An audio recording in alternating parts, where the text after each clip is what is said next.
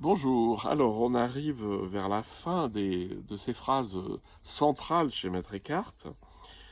Euh, c'est le rapport entre l'union à Dieu et la béatitude. L'union à Dieu, on a vu que c'était à partir du moment où j'étais vide de moi-même, c'est-à-dire vide, que l'esprit était vide, je me rends compte que c'est un immense espace, un espace infini, qui est en fait la présence de Dieu en moi, qui est ce qui sous-tend toute la réalité. Mais alors, quel est le rapport avec la béatitude? La béatitude, c'est un mot ancien que j'aime bien utiliser parce que justement, il n'est pas trop connoté. Aujourd'hui, on pourrait utiliser le mot bonheur, le mot joie, etc. C'est-à-dire le fait d'être heureux. À part qu'aujourd'hui, on parle de bonheur, passer une semaine de bonheur aux îles Maldives, dans les agences de voyage. Et c'est pas de ça dont il s'agit du tout. Ça, c'est un plaisir, si vous voulez. Ça peut être agréable d'être sous les cocotiers, même si c'est un peu loin quand même et que votre bilan carbone, il va pas être très bon à la sortie. Mais donc la béatitude, c'est cette espèce de joie totalement heureuse et détendue, mais qui est d'une autre nature que ce que les choses peuvent nous donner comme satisfaction. Parce que les satisfactions que nous donnent les choses, elles sont partielles, elles sont temporaires.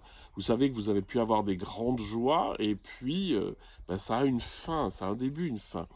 Mais la joie de l'union à Dieu, elle est continue, elle est infinie parce qu'elle est éternelle. C'est-à-dire qu'en moi, cette présence capable d'accueillir le monde, qui est la présence de Dieu en moi, elle est toujours là. Et donc cette joie du fond, cette béatitude du fond, elle est toujours là.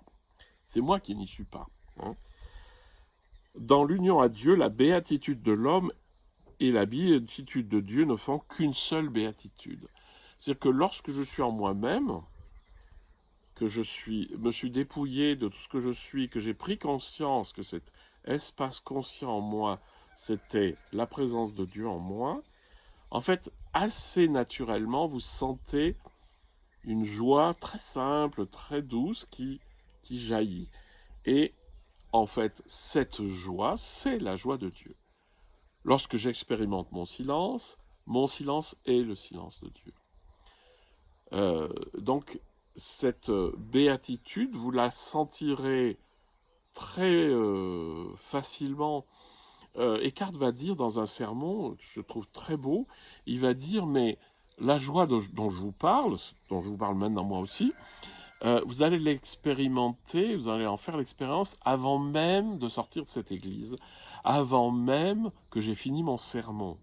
C'est-à-dire que c'est quelque chose qui est totalement accessible, qui est là, et qui demande qu'une chose, c'est que vous vous dépouillez de vos problèmes et de vous-même. Vous savez, la volière de l'ego, enfin les barreaux de l'ego et les barreaux de la prison de l'ego, pour percevoir, pour sentir cette joie. Hein. Et donc je reviens une fois de plus sur la nécessité d'être en contact conscient avec votre corps, avec le corps que vous êtes, avec l'environnement dans lequel vous êtes, pour expérimenter tout ça. Parce que lorsque vous êtes pleinement branché sur la réalité, donc votre mental s'arrête, et le mental s'arrêtant, ben finalement, vous allez être bien, vous allez être détendu, vos traumatismes ne vont pas vous gêner, enfin ce que vous avez vécu, il n'y a pas des pensées qui vont juger ceci et cela.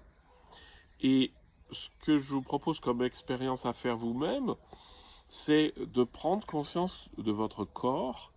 Donc vous allez l'expérimenter, vous allez expérimenter tout votre corps, vous allez passer dans toutes les parties du corps pour vraiment en prendre conscience, pour que la lumière se fasse dans tout votre corps.